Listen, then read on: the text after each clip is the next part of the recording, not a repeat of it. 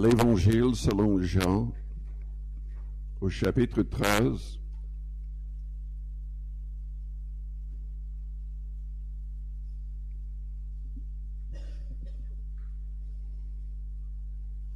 au verset 5. Ensuite, Jésus versa de l'eau dans un bassin et il se mit à laver les pieds des disciples et à les essuyer avec le linge dont il était saint. Il vint donc à Simon-Pierre et Pierre lui dit, « Toi, Seigneur, tu me laves les pieds ?» Jésus lui répondit, « Ce que je fais, tu ne le comprends pas maintenant, mais tu le comprendras bientôt. » Pierre lui dit, « Non, jamais tu me laveras les pieds. » Jésus lui répondit, « Si je ne te lave, tu n'auras point de part avec moi. » Simon-Pierre lui dit, « Seigneur, non seulement les pieds, mais encore les mains et la tête. » Jésus lui dit, « Celui qui est lavé n'a besoin que de se laver les pieds pour être entièrement pur. Et vous êtes purs, mais non pas tous, car il connaissait celui qui le livrait. C'est pourquoi il dit, vous n'êtes pas tous purs. » Après qu'il leur eut lavé les pieds et qu'il eut pris ses vêtements, il se remit à table et leur dit, « Comprenez-vous ce que je vous ai fait? Vous m'appelez Maître et Seigneur, et vous dites bien car je le suis. Si donc je vous ai lavé les pieds, moi, le Seigneur et le Maître, vous devez aussi vous laver les pieds les uns aux autres. Car je vous ai donné un exemple afin que vous fassiez comme je vous ai fait. En vérité, je vous le dis, le serviteur n'est pas plus grand que son maître, que son Seigneur, ni l'apôtre plus grand que celui qui l'a envoyé. Si vous savez ces choses, vous êtes heureux, pourvu que vous les pratiquiez. Jésus-Christ est celui que nous devons suivre. Mais prions le Seigneur avant d'aller plus loin. Père Céleste, nous te louons, nous te bénissons pour ta parole. Que cette parole soit au fond de nos cœurs. Que cette parole nous transforme. Et ce matin, agis aussi par ton Esprit Saint. Parle dans les cœurs et les consciences. Seigneur, sauve toute personne qui n'a pas encore saisi la vie éternelle par la foi en Christ. Libère les captifs, baptise du Saint-Esprit et guéris les malades au nom de Jésus-Christ. Amen. Vous pouvez vous asseoir.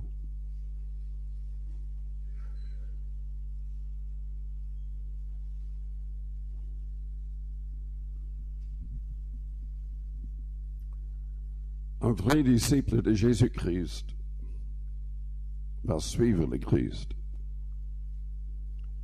Il va garder ses yeux sur le Christ parce que c'est lui notre modèle.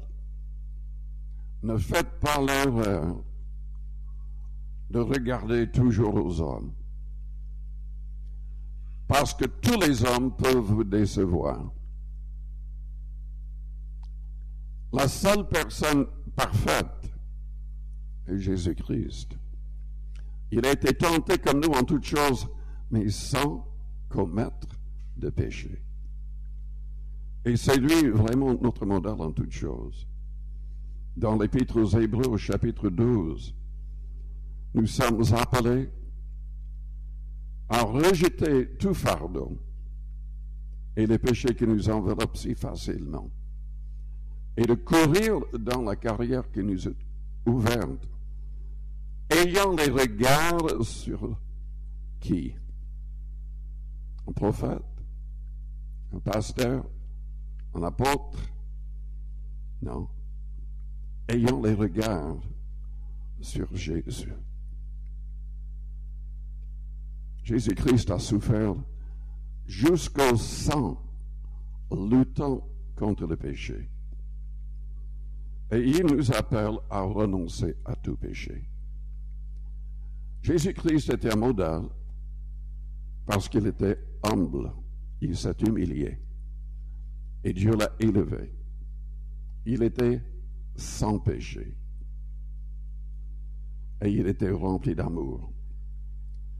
Et la Bible dit que nous devons devenir exactement comme le Christ. Dans Romains chapitre 8 au verset 28, la Bible dit même que tout ce qui nous arrive dans la vie nous arrive pour nous façonner à l'image de Jésus-Christ. Et la Bible dit que Dieu a choisi des hommes qui ont le vrai ministère, il les place dans l'Église. Pour quelle raison? Pour que les croyants soient façonnés à la stature parfaite du Christ. Dans Hébreux 12, nous lisons au verset 12. Fortifiez donc vos mains languissantes et vos genoux affaiblis. Il parlait sans doute de la prière parce que dans notre recueillement personnel, nous nous mettons à genoux, nous élevons nos mains. Nous sommes appelés au moins 6 fois à élever nos mains devant le Seigneur. Suivez avec vos pieds des voies droites, afin que ce qui est boiteux ne dévie pas, mais plutôt se raffermisse. Recherchez la paix avec tous. Dans un autre passage, la Bible dit que nous devons rechercher la paix avec les autres autant que cela dépend de nous. Oui, évidemment, parfois, nous demandons pardon, nous essayons d'être en paix avec tout le monde, mais l'autre ne veut pas la paix. Mais autant que cela dépend de nous, nous devons rechercher la paix. Et la sanctification, sans laquelle personne ne verra le Seigneur. Il y a beaucoup trop de chrétiens qui font l'erreur de se dire parfois, enfin, je peux me permettre ceci ou cela. Ce n'est qu'un petit péché. Et la Bible dit que si je confesse mes péchés, je serai pardonné. Mais la Bible dit aussi que le péché volontaire ne sera pas pardonné. Et de toutes les manières, Dieu nous appelle à être comme le Christ qui n'a jamais péché. Jean dit dans ses épîtres, celui qui pêche est du diable. Donc c'est très très important qu'on demande au Seigneur, dans l'esprit du Seigneur, de nous libérer de tout péché, de toute habitude mauvaise. Car sans la sanctification, personne ne verra le Seigneur.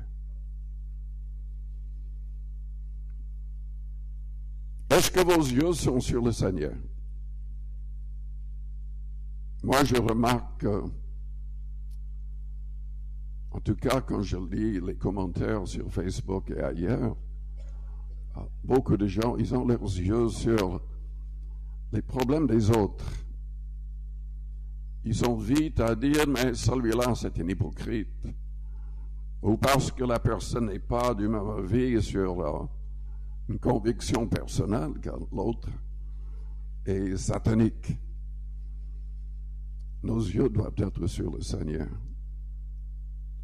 On devrait parler du Seigneur. On devrait élever le Seigneur. Et pousser les autres à aimer le Seigneur. Un vrai disciple du Christ aura Jésus-Christ comme son modèle. Il suivra le Christ au lieu de suivre les hommes. Nous avons aujourd'hui de plus en plus de gens qui se donnent les titres apôtres, prophètes, etc., etc., etc. Et nous avons certains faux prophètes qui se présentent même comme étant le salut.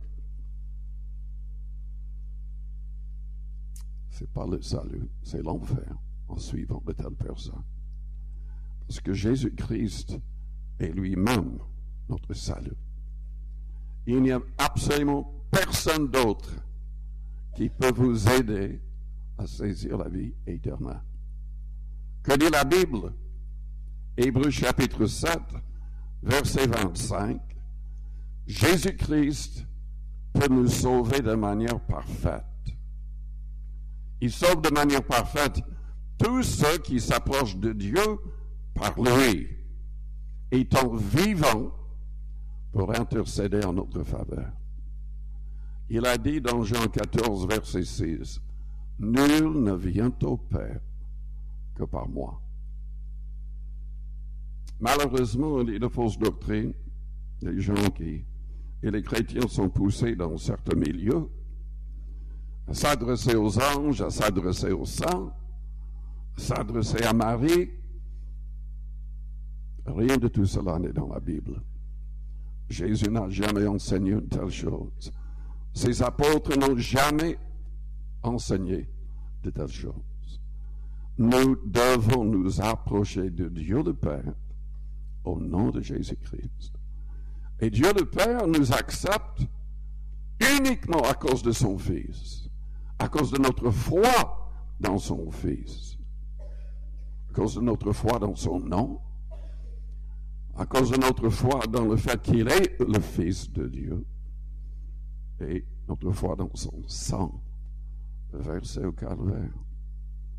C'est son sang, la foi dans son sang, qui nous purifie de tout péché. Celui qui confesse sa foi en Christ est justifié par cette foi. Justifié, juste comme s'il n'avait jamais péché. Dans la pensée divine, c'est cette foi qui sauve. Amen.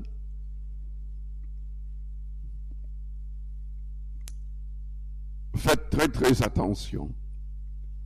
Si vous avez Facebook, si vous allez dans les groupes soi-disant chrétiens, parce que de plus en plus de groupes et de plus en plus d'enseignants sont de faux enseignants. Ils ne sont même pas chrétiens.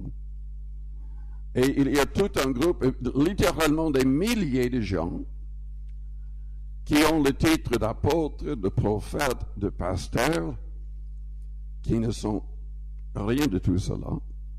Ils sont mandatés par un faux prophète qui se dit le salut. Et ils disent n'importe quoi. Ils amènent les gens en erreur. Faites très très attention. Ne gaspillez même pas votre temps avec les gens qui veulent continuellement entrer en contestation contre la sainte doctrine. Il y a même des gens qui sont soit athées ou ils font partie d'autres fausses religions et prétendent être chrétiens. Ils aiment entrer dans les groupes simplement pour causer des problèmes et pour mettre de la confusion dans les commentaires. Faites très attention avec tout cela. Ne vous laissez pas entraîner avec ces choses. De plus en plus de gens sont mal enseignés et attaquent les gens qui ont la saine doctrine avec des insultes, des outrages de toutes sortes. Et la Bible nous dit dans Corinthiens chapitre 5 qu'en fait, il n'y a pas de place ni dans une église, ni dans le ciel pour quelqu'un qui est outrageux. C'est aussi grave qu'être un ravisseur, impudique, etc.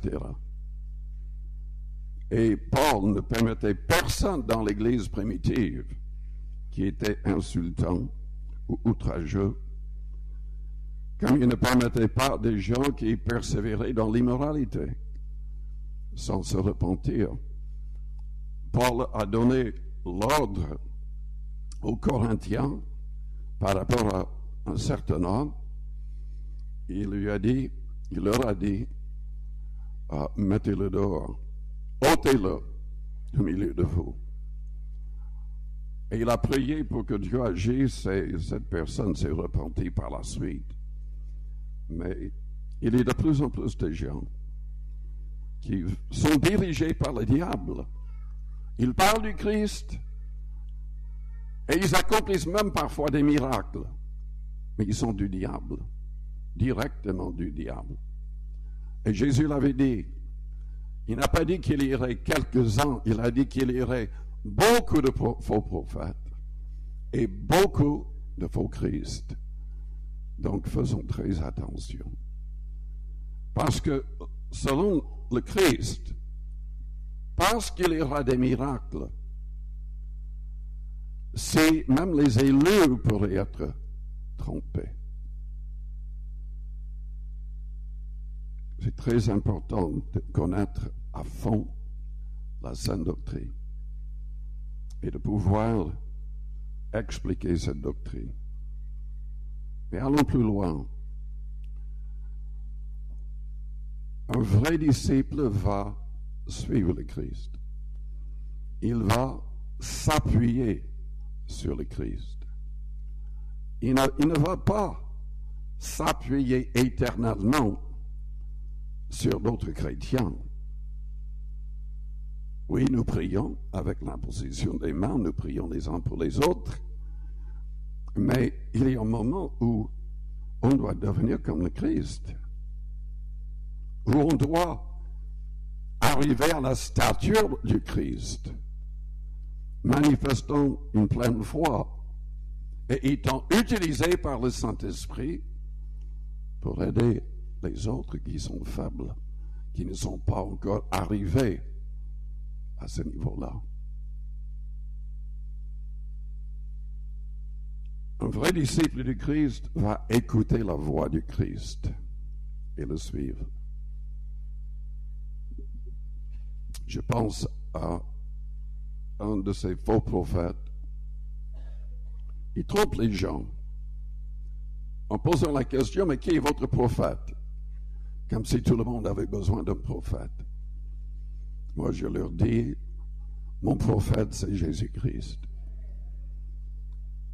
La Bible dit que Dieu avait parlé par les prophètes, mais dans ces derniers temps, il nous parle par le Fils, par l'Esprit du Christ. Et nous devons suivre directement Jésus-Christ. Souvent, les gens me disent, mais où est Jésus-Christ? Il n'est pas sur terre pour le suivre. Mais quelle bêtise. Ces gens ne connaissent pas ils ne connaissent rien du tout. Jésus a dit, mes brebis connaissent ma voix et elles me suivent. Si vous ne connaissez pas sa voix, il faut prier. Il faut jeûner. Il faut vraiment analyser votre vie pour la mettre en règle. Parce que les vrais disciples du Christ connaissent sa voix et le suivent.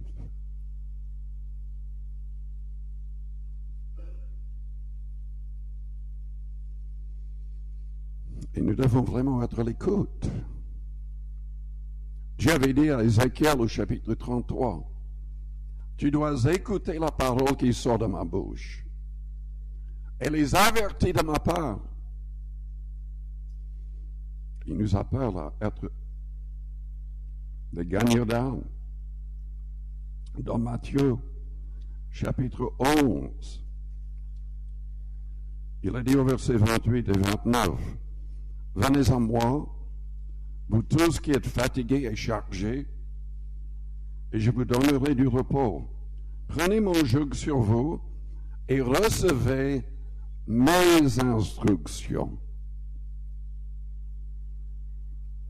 Car je suis doux et humble de cœur, et vous trouverez du repos pour vos âmes, car mon joug est doux et mon fardeau léger. »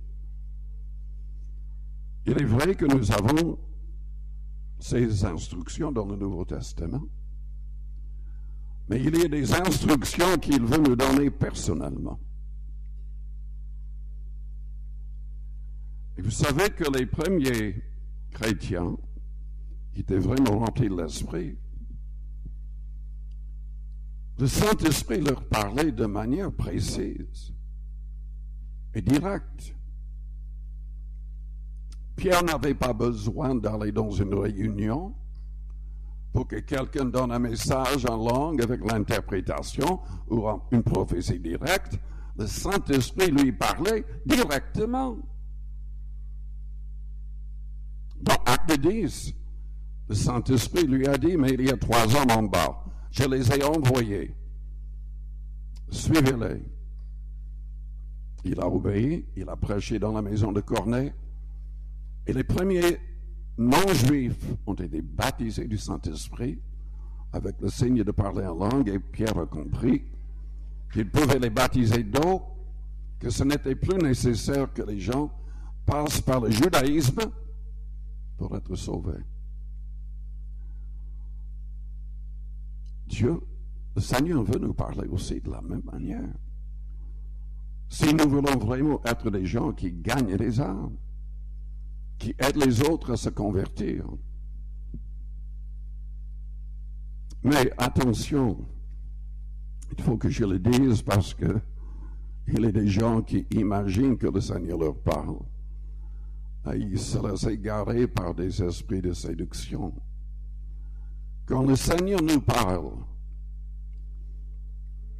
ce qu'il dira ne sera jamais différent que ce qui est dans la parole. Jamais. Donc il faut en fait examiner tout à la lumière du Nouveau Testament. Il faut connaître, il faut lire et méditer sur cette parole. Un vrai disciple du Christ va manifester son amour pour le Christ. Si vous m'aimez, gardez mes commandements, il a dit. C'est la seule manière de recevoir le Saint-Esprit. C'est Jésus qui baptise du Saint-Esprit. Ce n'est pas en répétant quelque parole en langue de quelqu'un d'autre. C'est Jésus qui baptise du Saint-Esprit.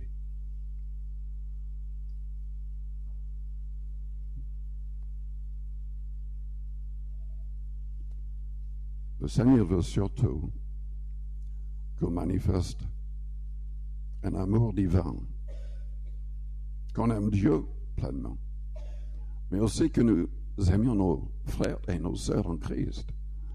Aimez-vous les uns les autres comme je vous ai aimés. Est-ce que les gens sont toujours aimables?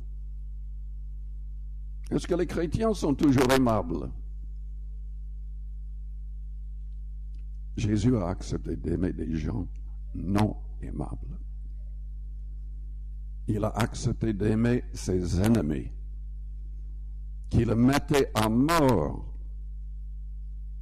Il a prié, Père, pardonne-leur car ils ne savent ce qu'ils font. Mais être comme cela, être comme le Christ ainsi, il faut être rempli de l'Esprit. Étienne, dans Acte 7, rempli du Saint-Esprit, a pu accepter d'être lapidé jusqu'à la mort. Et il a prié comme le Christ pour ceux qui le mettaient à mort, qu'il soit pardonné. Et le Saint-Esprit a même ouvert ses yeux pour qu'il voie Dieu, sa gloire en tout cas, et Jésus à sa droite.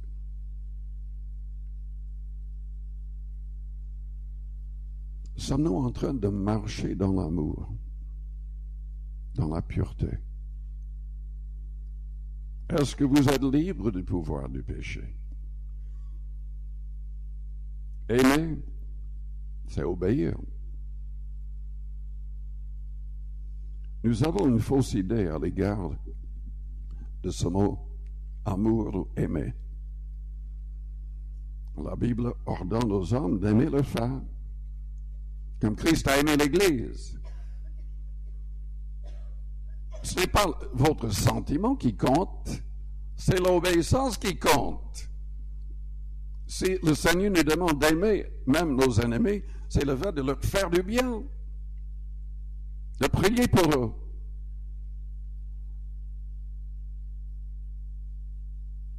Il faut mettre les sentiments de côté et obéir. Quand on obéit, le Seigneur peut nous donner le sentiment après. Est-ce que vous aimez votre femme? Est-ce que vous aimez votre mari? Mais peut-être qu'il n'est pas converti. C'est pas facile d'aimer quelqu'un qui n'est pas comme le Christ, n'est-ce pas? Mais le Seigneur nous aide par son esprit. Vous êtes là?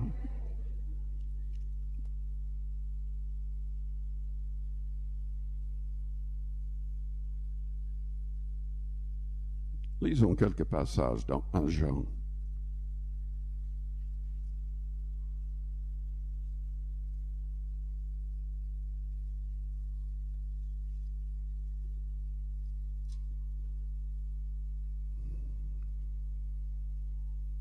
Jean chapitre 3, verset 23. C'est ici son commandement que nous croyons au nom de son Fils Jésus-Christ et que nous nous aimions les uns les autres selon le commandement qu'il nous a donné.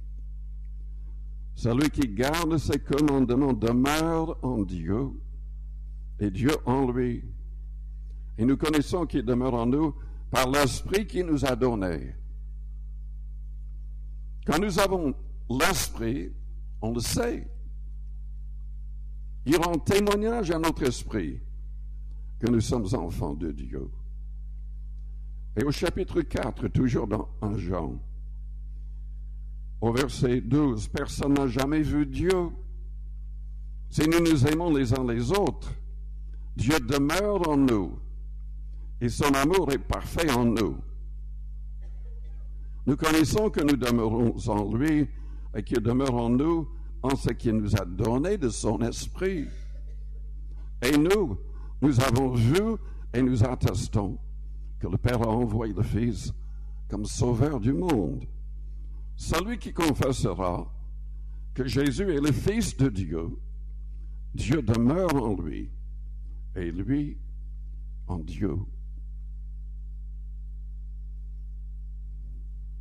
Au verset 7, bien-aimés, aimons-nous les uns les autres, car l'amour est de Dieu.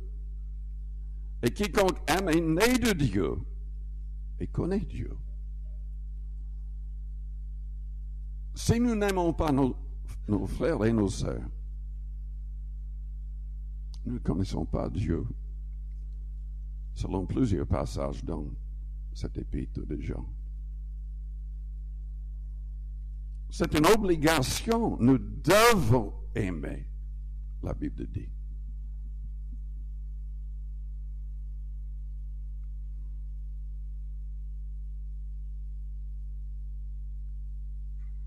Un vrai disciple de Christ va chercher à marcher exactement comme Christ a marché. En Jean chapitre 2, verset 6. Celui qui dit qu'il demeure en lui doit marcher aussi comme il a marché lui-même,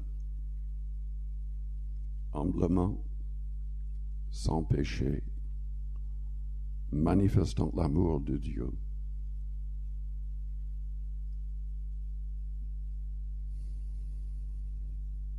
Un vrai disciple de Christ travaille avec Dieu. 2 Corinthiens chapitre 6 au verset 1er le souligne. Le vrai disciple travaille avec Dieu. Jésus-Christ même confirme sa parole par des signes, des prodiges et des miracles, selon Marc 16. Quand on travaille vraiment avec Dieu, selon sa parole, avec la puissance de son esprit,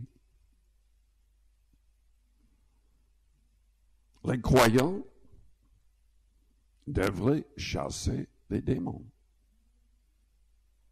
devraient parler en d'autres langues, qui est le signe du baptême de l'esprit, peuvent imposer leurs mains aux malades pour que les malades soient guéris.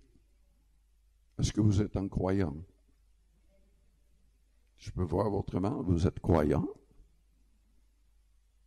C'est à vous d'agir selon cette parole.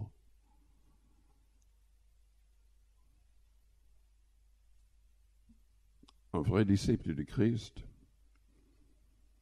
va s'appuyer à 100% sur le Saint-Esprit du Christ. Comprenons que quand Jésus-Christ, qui existait en forme de Dieu, s'est dépouillé pour devenir un homme, il a dû s'appuyer sur le Saint-Esprit. Il avait besoin de prier, de jeûner, de recevoir l'Esprit, d'être revêtu de l'Esprit Saint. Et en toute chose, il était ainsi un modèle pour nous. Dieu le Père veut que nous soyons guidés et utilisés de la même manière. Jésus a dit que les croyants pourraient faire les mêmes choses qu'il avait faites. Et des choses encore plus grandes. En fait, c'est lui quand même qui agit au travers des croyants par l'Esprit. Mais il veut accomplir des choses encore plus grandes. J'étais vraiment touché en voyant les foules qui ont été converties grâce au ministère de Reinhard Bonnke. À cause de son âge, à cause de sa santé, il passe le bâton, en quelque sorte, la flamme, à un jeune par le nom de Colenda. Moi, je connaissais la famille. Il y a même un des Colenda qui nous a toujours envoyé de l'argent pour nous soutenir depuis des années. Et en fait, toute la famille était missionnaire, presque tous les frères, les parents, les grands-parents. Et donc, c'est un jeune qui a un grand ministère, apparemment, à qui Reinhard Bonnke passe la flamme. 40 millions de personnes se sont converties par le ministère de Reinhard Bonnke. 40 millions! Dieu veut faire des choses extraordinaires. Et je peux vous dire que d'après ce que j'ai entendu,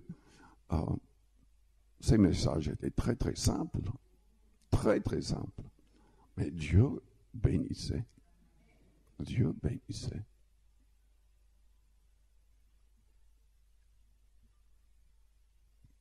Il faut savoir que souvent, c'est lié à énormément de temps passé en jeûne et en prière en secret. Je sais que quand le pasteur Herman était avec nous, il avait 95 ans. Et il me parlait du fait qu'il avait prêché avec Reinhard Bonnke et d'autres. Et que le frère lui avait demandé même de se tenir à sa droite parce qu'il voulait se pencher sur quelqu'un, parce qu'il avait jeûné pendant 40 jours. Il était très faible. Mais quand il priait, Dieu guérissait tout le monde, quoi. Il faut dépendre de la prière. Il faut dépendre du Saint-Esprit. Nous ne pouvons rien faire, mais lui, il peut tout faire. Et quand les gens s'humilient par le jeûne et la prière, Dieu se glorifie. Dieu se glorifie. Je vous invite à fermer vos yeux, à courber vos fronts, avec les yeux fermés, les fronts courbés.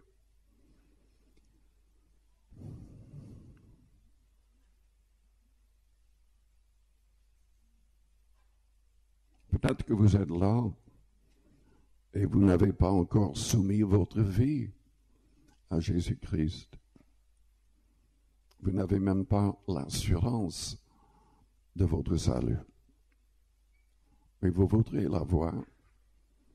Vous voudriez que Jésus-Christ vous libère du pouvoir du péché. Je voudrais prier pour vous en premier. Pendant que les yeux restent fermés, les fronts courbés. Si vous avez besoin de prière dans ce sens, faites-moi signe en élevant votre main. Merci. Oui, merci, plusieurs personnes. Est-ce qu'il y a quelqu'un d'autre qui dirait par la main élevée, oui, priez pour moi. Ma vie n'est pas en règle encore et je désire devenir un vrai disciple. Je désire être rempli de l'Esprit, rempli de l'amour divin. Je veux vraiment savoir comment accomplir la volonté de Dieu. Merci. Merci. Je vous invite à répéter une prière après moi. Que toute l'Église répète la prière. Pensez très fort à Dieu, à Jésus-Christ. Priez avec foi. Père Céleste, j'ai besoin de toi. Je reconnais que je suis pécheur comme tous les hommes. Je demande que tu me délivres du pouvoir du péché. Que tu enlèves de mon cœur le désir pour le péché. Change ma manière de penser et de parler. Ma manière d'agir et de réagir. Je proclame ma foi en Christ. Il est mort à ma place. Et tu l'as ressuscité le troisième jour. Tu l'as fait monter en gloire pour que le Saint-Esprit nous soit envoyé. J'ai besoin de ton esprit. Éloigne de moi tout esprit mauvais et impur. Que tout soit contrôlé dans ma vie par ton esprit. J'ai choisi de renoncer aux œuvres de la chair. De renoncer au monde avec sa convoitise et son orgueil. Je renonce à ma propre volonté. Seigneur Jésus, sois le maître de chaque détail de ma vie. Transforme-moi et que tout en moi te glorifie. Au nom de Jésus-Christ. Là, à votre place, priez à votre manière. La Bible dit, si nous confessons nos péchés, il est fidèle et juste pour nous les pardonner et pour nous purifier de toute iniquité. Le Seigneur peut vous délivrer de tout péché, de toute habitude mauvaise. Donc priez le Seigneur avec foi.